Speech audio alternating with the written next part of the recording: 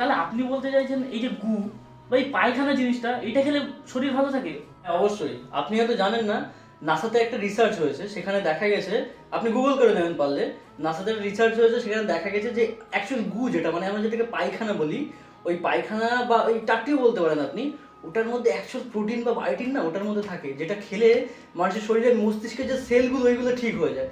তো আপনি দেখবেন এই বলিউড সেলিব্রিটি বা এই আমাদের এই বাঘাযতীনে আছে একটা ডিজে বিখ্যাত, এই এরা না আপনি দেখবেন ফিট থাকে। কি করে ফিট থাকে বলুন তো?